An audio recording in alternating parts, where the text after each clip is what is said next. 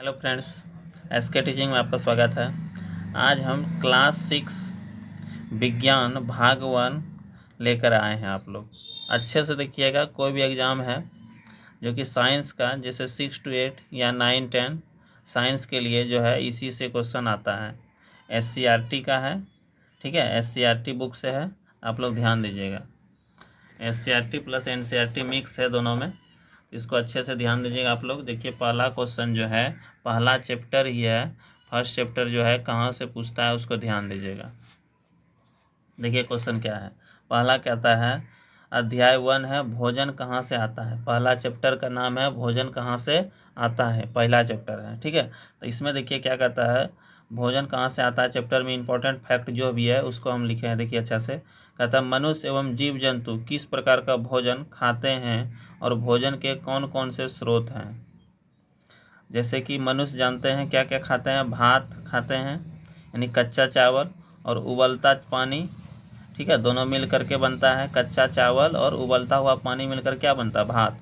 दो पदार्थ की आवश्यकता है, ठीक है। इसमें कितना पदार्थ की आवश्यकता हुआ, एक कच्चा चावल और दूसरा उबलता हुआ पानी मिलकर बनेगा। दोनों मिलकर क्या हुआ, वो पानी मिलकर दोनों क्या बनता है, भात बनता है। और दूसरे भोजन के लिए अलग अलग पदार्थ की ज़रूरत होती है।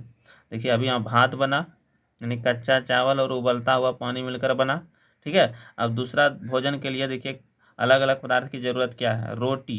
जैसे कि रोटी है, रोटी कैसे बनेगा, आटा, जल और नमक, ठीक है। इस तरह से बनता है, या फिर आटा और जल मिलकर ही रोटी बनता है, ठीक है। और यहाँ पर फिर दाल, दाल में क्या बनता है, कच्ची दाल प्लस जल प्लस नमक तेल इत्यादि। इस तरह से फिर खाद्य सामग्री के स्रोत, खाद्य सामग्री के स्रोत देखिए यहाँ पर ध्यान दीजिएगा। यानी हम लोग क्या क्या खाते हैं, जैसे कि धान, गेहूँ, मक्का, पौधा, स्रोत, ये सब है। यानी पौधा से जो मिलता है, क्या क्या मिलता है, धान, गेहूँ और मक्का, ये पौधा से। फिर दूध, अंडा, मुर्गा, मछली, झींगा, मांस आदि का स्रोत ये जंतु द्वारा है। ये सब जो है जंतु द्वारा मिलता है। क्या क्या, जैसे जंतु से, जंतु वाला स्रोत क्या है, दूध, अंडा, मुर्गा, मछली, झींगा, मांस आदि जो है ये जंतु का स्रोत है। अब दूसरा जो है, अगला जो टॉपिक है, भोजन के मुख्य स्रोत क्या क्या है। क्या है भोजन के मुख्य स्रोत, यहाँ पर ध्यान दीजिए। पौधे हमारे भोजन के एक मुख्य स्रोत हैं, याद रखना इसको, इंपॉर्टेंट लाइन है। पौधे जो है हमारे भोजन के क्या है, एक मुख्य स्रोत है, ठीक है। और कुछ पौधे का पत्ता, देखिए कि कुछ पौधे का क्या खाते हैं, पत्ता, फल या जड़ को भोजन के रूप में खाया जाता है। जानते हैं आप लोग, कुछ पौधे का क्या खाते हैं, पत्ता खाते हैं, फल खाते हैं या जड़ के रूप में भोजन को रूप में खाया जाता है, याद रखना। जैसे पोई के पत्ते व अगस्त के फूल का तरुआ या बचका खाया जाता है। पोई के पत्ता खाया जाता है, व अगस्त के फूल खाया जाता है। याद रखना है, किताब में दिया हुआ ये सब तो पूछ सकता है। पोई के क्या खाया जाता है, पत्ता, अगस्त के फूल, और तरुआ या बचका खाया जाता है। तरुआ या बचका खाया जाता है, याद रखना इसको, ठीक है। अगला जो है इसी प्रकार से देखिए, कुछ पौधे के दो या दो से अधिक भाग खाने योग्य होते हैं। जैसे कि आप लोग जानते हैं सरसों, सरसों को जानते हैं, फल से तेल निकलता है, सरसों तेल।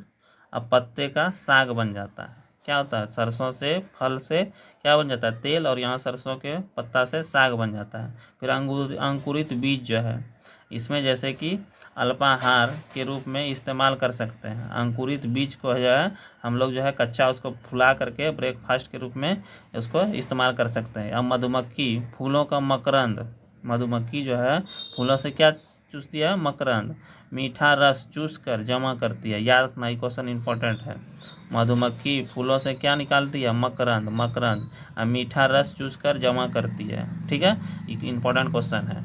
इसी प्रकार से अगला देखिए, मधुमक्खियां मकरंद की अपने पेट में एक एंजाइम की सहायता से पचाकर शहद बना लेता है। देखिए यहाँ पर इंपॉर्टेंट है, मधुमक्खियाँ कहता है मकरंद की अपने पेट में एक एंजाइम उसमें होता है, ठीक है। एंजाइम की सहायता से अपने पेट में पचाकर शहद बना लेता है, कौन, मधुमक्खी, ठीक है।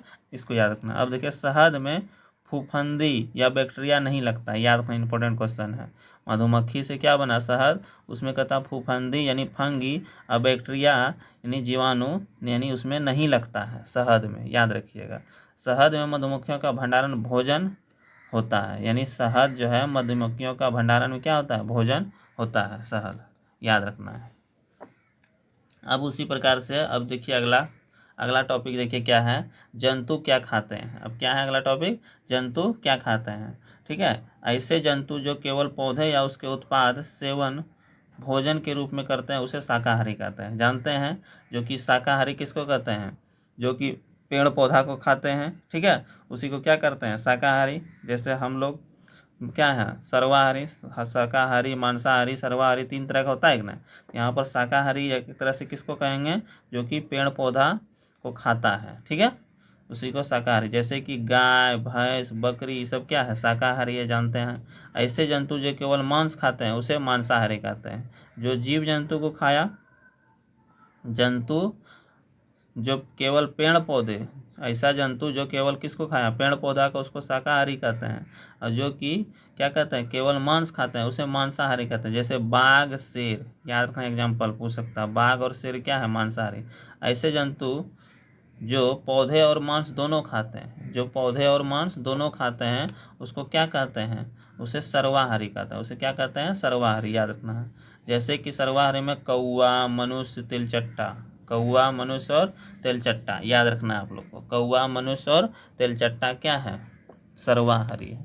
ठीक है, उसी प्रकार से अगला जो है क्या कहता है, प्रकाश संश्लेषण की क्रिया की मदद से सूर्य की रोशनी की उपस्थिति में, देखिए यहाँ क्या कहता है, नोट में देखो, याद रखना है, पौधे अपने भोजन का निर्माण, पौधे जो है अपना भोजन का निर्माण क्या करता है, स्वयं करता है। याद रखना, पौधे पूछेगा अपना भोजन का निर्माण कैसे करता है, स्वयं का, खुद से, यानी प्रकाश संश्लेषण की क्रिया के द्वारा करता है, और सूर्य की रोशनी से उपस्थिति में करता है, जानते हैं आप लोग।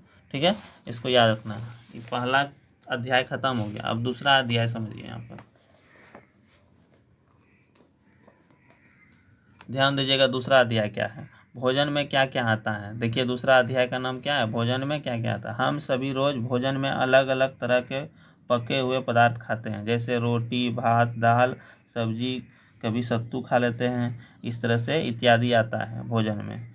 अलग अलग खाद्य पदार्थों में क्या क्या होता है, जैसे हम जो खाते हैं उनमें हमारी शरीर की वृद्धि होती है।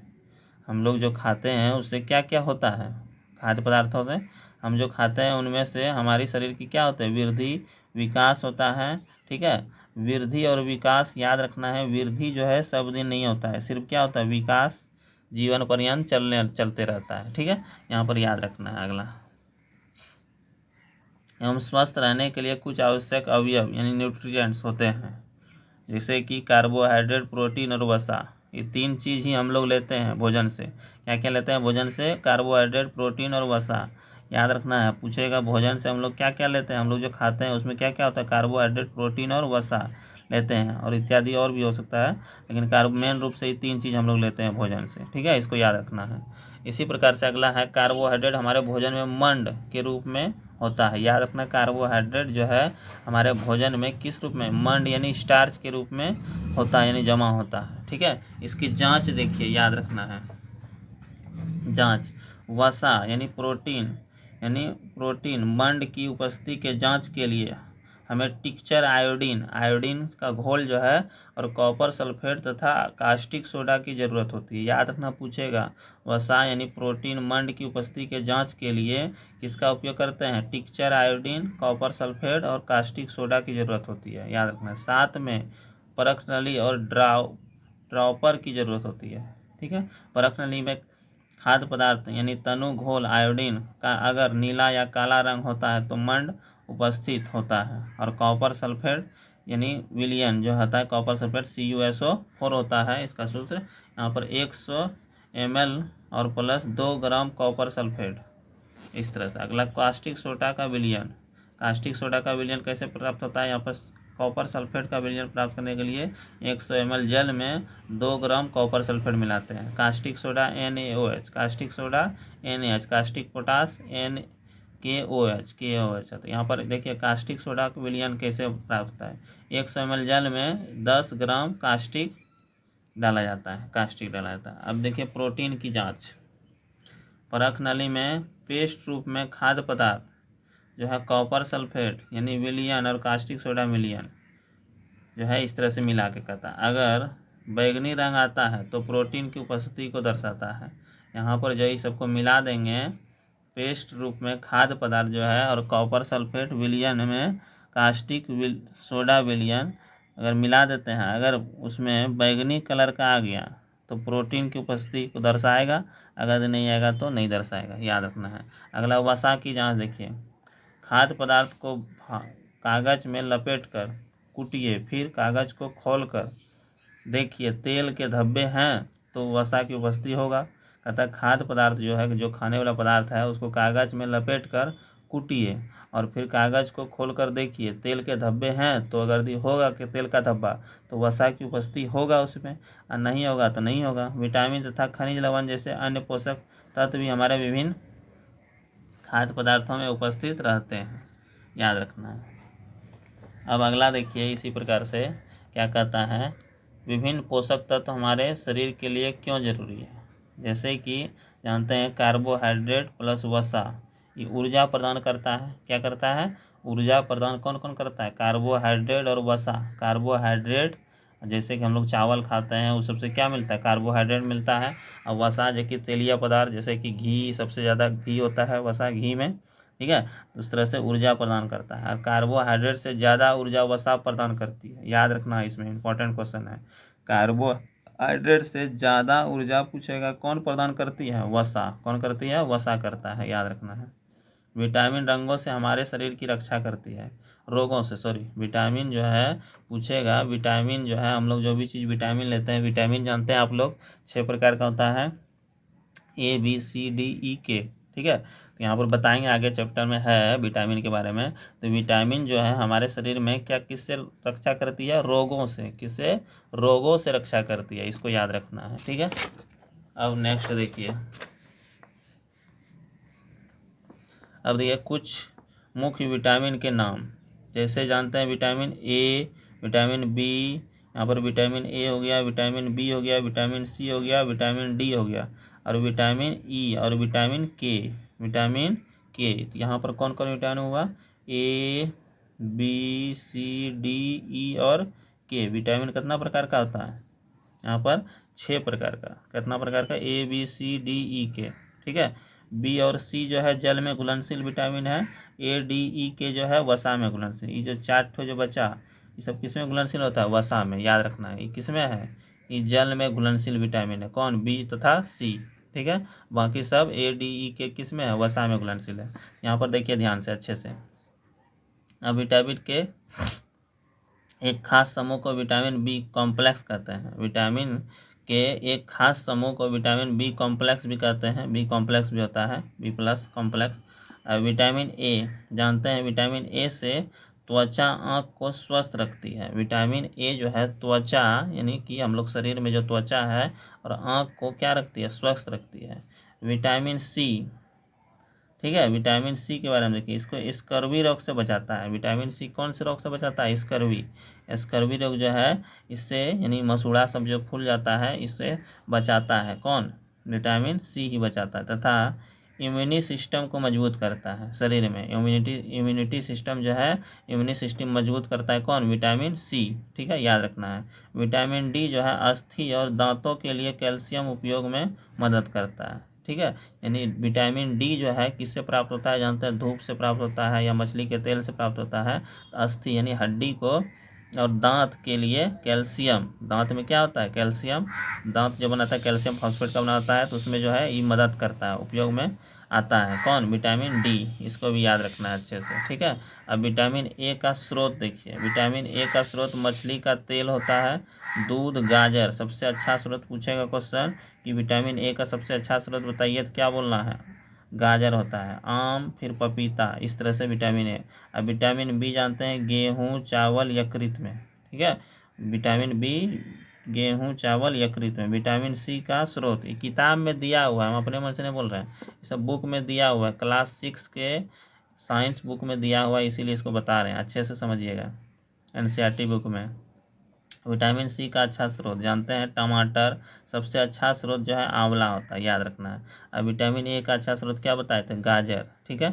अब विटामिन सी का आंवला। इसका मिर्ची में भी, नींबू, अमरूद, संतरा, ये सब जो खट्टा पदार्थ जो है उसमें विटामिन सी होता है, याद रखना है। विटामिन डी देखिए दूध में भी होता है। दूध देखिए, दूध ऐसा विटामिन है, दूध में जो है विटामिन सी को सिर्फ छोड़ करके बाकी सब पाया जाता है, ठीक है। सी को छोड़ कर, सी तो खट्टा पदार्थ में पाया जाता है। मक्खन, मछली, अंडा, कलेजा और कलेजी जो होता है, और सूर्य की रोशनी, ये जो है बहुत इंपॉर्टेंट है, याद रखना है। सूर्य की रोशनी विटामिन डी का स्रोत होता है। अगला लौह तत्व को स्रोत, लौह तत्व यानी आयरन की, आयरन जो है मिलता है हम लोग को लौह तत्व, पालक से मिलता है आयरन, मेथी और केला से मिलता है। कैल्शियम दूध से प्राप्त होता है, याद रखना, पूछेगा क्वेश्चन, कैल्शियम किससे प्राप्त होता है? दूध से, ठीक है। दूध इसीलिए कहता है बच्चों को खाना चाहिए, ताकि जो है शरीर को वृद्धि करने में कोई दिक्कत नहीं होता है, इसीलिए बच्चों को दूध अधिक मात्रा में दिया जाता है, ठीक है। अधिक मात्रा में बच्चों को क्या दिया जाता है? दूध। अगला देखिए कैल्शियम दूध से प्राप्त होता है। अगला फास्फोरस एवं कैल्शियम मछली और अंडों से प्राप्त होता है। फास्फोरस याद रखना है किससे? कैल्शियम एवं कैल्शियम जो है किससे? फास्फोरस और कैल्शियम मछली खाने से मिलता है और अंडा खाने से, ठीक है। अंडा का जो है ना वाइट वाला भाग जो है एक तरह से वो किसका स्रोत है? वो विटामिन का स्रोत है, ठीक है। और यहाँ पर पीला वाला जो है वसा का स्रोत होता है, पीला वाला जो भाग होता है, इसीलिए उस तरह से अंडा में पाया जाता है। यहाँ पर विटामिन भी और वसा भी पाया जाता है, और फास्फोरस यानी कैल्शियम सब भी इस तरह से। अब कहता है नमक से सोडियम व पोटेशियम मिलता है। नमक जो है हम लोग को क्या मिलता है? सोडियम और पोटेशियम मिलता है, याद रखना है। नमक से क्या मिलता है? सोडियम और पोटेशियम। रुक्षांश यानी फाइबर, देखिए फाइबर जो है हमारे शरीर को पोषक प्रदान नहीं करते, यानी उससे हमको पोषक तत्व तो नहीं मिलता है, लेकिन महत्वपूर्ण है। यानी फाइबर जो है यानी कि हम लोग के भोजन में कहता है रुक्षांश होना चाहिए। अगर दिन नहीं रहेगा रुक्षांश तो भोजन पचता नहीं है ठीक से, ठीक है। इसीलिए कहता है खुरदुरा भोजन खाना चाहिए। इन्हें ज़्यादा मैदा वाला सामान खाने से जो है ना बहुत दिक्कत होता है, ठीक है, लेटरिन बाथरूम में। इसीलिए जो है थोड़ा सा जो है चोकर वाला खाना खाना चाहिए, जिसमें स्टार्च की मात्रा अधिक हो, वही भोजन ज़्यादा करना चाहिए हम लोग को, ठीक है। ये भी कहता है, याद रखना। रुक्षांश यानी हमारे शरीर को पोषक प्रदान नहीं करते हैं, देखिए यहाँ पर दिया है ना, लेकिन महत्वपूर्ण है, यह बिना पचे भोजन को बाहर निकालने में सहायता करता है, यानी जो नहीं पचता है उसको बिना पचे उसको निकालने में मदद करता है। इसीलिए भोजन में कहता है रुक्षांश नहीं होना चाहिए। जिस भोजन में विटामिन, रुक्षांश, जल, वसा, प्रोटीन, कार्बोहाइड्रेट, जल इत्यादि पर्याप्त मात्रा में हो उसे संतुलित आहार कहते हैं। पूछेगा संतुलित आहार किसे कहते हैं? तो जिस भोजन में क्या होता है? विटामिन होता है, रुक्षांश, जल होता है, वसा होता है, प्रोटीन होता है, कार्बोहाइड्रेट, जल, इस तरह से तो जल, वसा, इस तरह से सब आ गया। इसी को क्या कहते हैं? संतुलित आहार कहते हैं, संतुलित भोजन कहते हैं। अगला, भोजन पकाते समय कुछ पोषक तत्व नष्ट हो जाते हैं, इसीलिए कहा जाता है ज़्यादा भोजन को तल के नहीं खाना चाहिए, ठीक है। याद रखना है, ज़्यादा भोजन को पकाते समय कुछ पोषक तत्व क्या हो जाते हैं? नष्ट हो जाते हैं, याद रखना इसको। अगला कहता पकाने पर विटामिन सी गर्मी से नष्ट हो जाता है। भोजन को पकाने से कौन सा विटामिन सी जो है गर्म जो होता है ना भोजन, वो नष्ट हो जाता है। जिन्हें असंतुलित भोजन या कम भोजन मिलता है उसे मरासमस नामक रोग होता है। इंपॉर्टेंट क्वेश्चन है, यहाँ पर एक क्वेश्चन जो है याद रखना है, इंपॉर्टेंट क्वेश्चन है, पूछता भी है, पूछता है, कहता है जिन्हें असंतुलित भोजन मिलता है, यानी भोजन ठीक से नहीं मिलता है, और जिन्हें कम भोजन मिलता है, ठीक है। यानी कि भोजन में सब तरह का जो प्रोटीन, कार्बोहाइड्रेट, वसा सब चीज़ होना चाहिए कि नहीं। तो अगर भोजन में अच्छी तरह से नहीं मिलेगा तो यही बीमारी होगा, जिसका नाम है मरासमस नामक रोग। कौन सा रोग? मरासमक नामक रोग होता है, मरासमस नामक रोग। भोजन में प्रोटीन की कमी से क्वासियोरकर नामक रोग होता है, याद रखना। भोजन में प्रोटीन की कमी से क्वासियोरकर नामक रोग होता है। कौन सा? क्वासियोरकर नामक रोग होता है, इसको इंपॉर्टेंट है, याद रखना। विटामिन ए की कमी से रतौंधी, ये तो बता चुके हैं। विटामिन ए की कमी से कौन सा बीमारी होता है? रतौंधी बीमारी होता है। विटामिन सी की कमी से, विटामिन बी की कमी से बेरी, विटामिन सी की कमी से स्कर्वी यानी मसूड़ा फूल जाता है, ठीक है। और विटामिन डी की कमी से रिकेट्स। इसी तरह से विटामिन ई की कमी से जानते हैं जनन क्षमता में कमी आ जाएगा, ठीक है, यानी बच्चे पैदा करने के योग्य नहीं हो बचेंगे। और के जानते हैं रक्त को थक्का जमाने में मदद करता है। इस तरह से ये सब भी याद रखना आप लोग को। अब अगला थोड़ा सा देखिए, क्या कहता है, विटामिन ए की कमी से रतौंधी होता है, रतौंधी हमारे भोजन में अधिक वसा मोटापा का कारण होता है। अगर यदि अधिक तेल खाइएगा शरीर में तो क्या बन जाएगा, मोटापा हो जाएगा, ठीक है, यानी मोटा जाइएगा ज़्यादा। और सबसे ज़्यादा घी में होता है वसा, बताए 99% घी, इसीलिए ज़्यादा घी नहीं खाना चाहिए, ज़्यादा खाइएगा तो घी तो मोटा जाइएगा। इस तरह से आगे देखिए, वे रोग जो लंबी अवधि तक भोजन पोषक तत्वों के अभाव के कारण होता है, वे रोग जो लंबी अवधि तक पोषक तत्वों के अभाव के कारण होता है उसे क्या कहते हैं, अभावजन्य जन्य रोग कहते हैं, अभावजन्य रोग। पर्याप्त प्रोटीन नहीं लेने से वृद्धि में रुकावट होती है और चेहरा पर सूजन आ जाता है, ठीक है, और बालों के रंग का उड़ना, बाल का रंग भी उड़ जाता है, एक तरह से सफ़ेद होने लगेगा, प्रोटीन नहीं मिलेगा लेने से, ठीक है, ऐसा बीमारी होता है, वृद्धि भी रुक जाएगा तुम्हारा, ठीक है, इस तरह से होता है। अब देखिए थोड़ा सा यहाँ पर ध्यान दीजिएगा, विटामिन ए जानते हैं, इससे बीमारी होता है रतौंधी। बी अभी बताए थे, बेरी विटामिन बी यानी बेरी जो कि चमड़ा सब में ना होता है, किसी का देखिएगा कलर बदल जाता है चमड़ा का, त्वचा सबका, वही बेरी रोग। अब विटामिन बी हो गया, फिर विटामिन सी जो है स्कर्वी, मसूड़ा सब फूल जाएगा, ठीक है। अब विटामिन डी, उससे रिकेट्स नामक रोग होता है। अब विटामिन ई क्या बोले, जलन क्षमता में कमी। और विटामिन के रक्त को थक्का जमाने में मदद करता है, ठीक है, इस तरह से इसको भी याद रखना। अगला कहता है खनिज, देखिए कुछ खनिज है, इधर बीमारी है, कैल्शियम खनिज है, जिससे अस्थि और दांत क्षय बीमारी होता है, कैल्शियम नहीं मिलेगा। आयोडीन की कमी हो जाएगा शरीर में तो घेंघा को ही कहते हैं ग्वाटर, ठीक है, घेंघा का ही दूसरा नाम क्या है, ग्वाटर, या गलगंड भी कहते हैं। पूछेगा आयोडीन की कमी से कौन सा रोग होता है, घेंघा रोग होता है, या ग्वाटर रोग होता है, या फिर गलगंड रोग होता है, याद रखना है। अगला लोहा जो है, लोहा की कमी से अल्प रक्तता यानी एनीमिया, उसी को कहते हैं। लोहा के शरीर में कम हो जाएगा तो कौन सा रोग होता है, एनीमिया रोग होता है, याद रखना। अगला इसी प्रकार से दूषित जल पीने से अतिसार बीमारी होती है।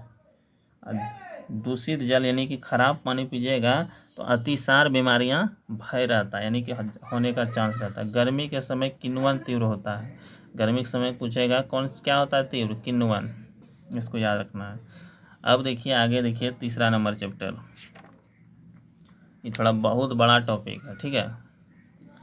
अब देखिए तीसरा, तंतु से वस्त्र तक। अब देखिए तीसरा अध्याय जो है हम लोग पढ़ रहे हैं, तीसरा अध्याय, ये अभी 2 अध्याय खत्म हुआ है, अब तीसरा अध्याय देखिए, ये क्लास 6 ही चल रहा है अभी, ठीक है, अच्छे से इसको कर लीजिएगा। तंतु से वस्त्र तक देखिए क्या कहता है, धागे की पतली लड़ी और भी पतली लड़ियों से मिलकर बनी होती है, जिन्हें तंतु कहते हैं। पूछेगा तंतु किसे कहते हैं, धागे की पतली लड़ी और पतली लड़ियों से मिलकर बनी होती है, जिन्हें तंतु कहते हैं। मिलकर बनी जो होती है उसे तंतु कहते हैं। धागा जैसा नहीं होता है, पतली लड़ी, उसी से। सूती, रेशम, जूट, ऊन के तंतु पौधे और जंतुओं से प्राप्त होते हैं, याद रखना। पूछेगा पौधे और जंतुओं से क्या क्या प्राप्त होते हैं, सूती वस्त्र, ठीक है, पौधा से नहीं होता है, रेशमी, जूट, ऊन के तंतु पौधे व जंतुओं से प्राप्त होते हैं, इन्हें प्राकृतिक तंतु कहते हैं, याद रखना है। इसको कौन सा तंतु कहते हैं, प्राकृतिक। सूती, रेशम, जूट, ऊन, ये सब प्राकृतिक तंतु है, याद रखना है। केले के पत्ते एवं तने, बांस से भी तंतु प्राप्त किया जाता है, ठीक है। अगला, ये सब इम्पोर्टेंट उतना नहीं है लेकिन यहाँ पर लिख दिए हैं। अगला देखिए क्या कहता है आगे, रासायनिक पदार्थ से निर्मित जंतुओं को मानव निर्मित जंतु कहते हैं, ठीक है, रासायनिक पदार्थों की जैसे मानव निर्मित जंतु कहते हैं। अगला जैसे पॉलिस्टर जो है निर्मित, मानव निर्मित पदार्थों से निर्मित जंतुओं को मानव निर्मित जंतु, देखिए मानव निर्मित पॉलिस्टर बनाता है, नायलॉन, एक्लिक, ये सब जो है ना मानव निर्मित है। और प्राकृतिक तंतु कौन कौन बोले, से सूती, रेशम, जूट, ऊन, इस तंतु ये सब क्या है, प्राकृतिक। और मानव निर्मित क्या बोले, पॉलिस्टर, नायलॉन, एक्लिक आदि। कपास के पौधे हवा उगाए जाते हैं, कपास के पौधे वहाँ उगाए जाते हैं जहाँ की मिट्टी, सॉरी यहाँ पर गलती हो गया था, कपास के पौधे वहाँ उगाए जाते हैं जहाँ की मिट्टी काली होती है। याद रखना है कि काली मिट्टी में सबसे अधिक क्या होती है, कपास। काली मिट्टी में सबसे अधिक क्या होती है, कपास। ठीक है। जलवायु गर्म जहाँ का होता है, जैसे कपास की खेती महाराष्ट्र में होती है। याद रखना है, कपास की खेती पूछेगा, सबसे अधिक कपास जो है, कपास यानी ऊन जो है, सॉरी रुई जो है, कपास जो है तो कहाँ होता है, महाराष्ट्र में सबसे ज़्यादा, उसके बाद गुजरात में। ठीक है। और कौन मिट्टी में होता है, यहाँ पर याद रखना है, काली मिट्टी में। काली मिट्टी सबसे अधिक कहाँ पाया जाता है, महाराष्ट्र में, याद रखना है। उसके बाद गुजरात में, और उसी में होता है कौन सा फसल, यानी कपास की खेती ज़्यादा। ठीक है। अगला देखिए जूट। अगला क्या है, जूट। जूट यानी पटसन, जूट यानी पटसन, जूट यानी पटसन।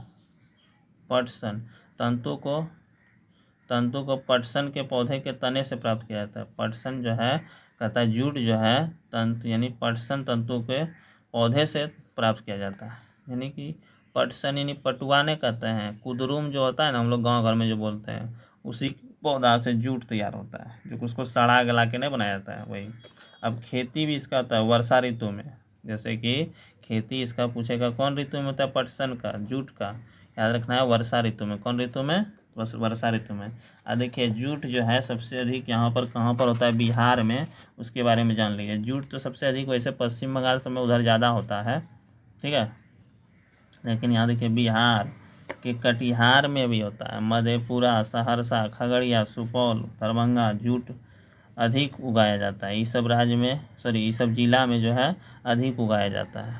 और देश का बात, राज्य का बात करेगा तो सबसे ज़्यादा वहाँ पर क्या बोले, बांग्लादेश, पश्चिम बंगाल में वैसे, और बांग्लादेश में सबसे अधिक होता है देश में। रेशे से धागे बनाने की क्रिया को कताई कहते हैं। याद रखना है, ये देखिए यहाँ पर लिखा हुआ है, रेशे से धागे बनाने की क्रिया को क्या कहते हैं, कताई कहते हैं। अब देखिए और थोड़ा सा इम्पोर्टेंट है, कहता है धागे से वस्त्र बनाने की दो प्रमुख विधियाँ। धागे से जो है वस्त्र जो बनाई जाती है उसकी कितना विधि है, दो। कौन कौन है, बुनाई तथा बंधाई। ठीक है। धागे से वस्त्रों की बुनाई घरों पर की जाती है। वस्त्रों की बुनाई करघों में, चरखा न, तो करघों पर भी की जाती है। प्रारंभ में लोग वृक्ष की छाल, बड़ी बड़ी पत्तियां अथवा जंतुओं के चमड़े से अपने शरीर को ढकते थे। यानी चरखा से हम लोग जैसे वस्त्र की बुनाई भी किया जाता था, गांधी जी से ने शुरू किया था।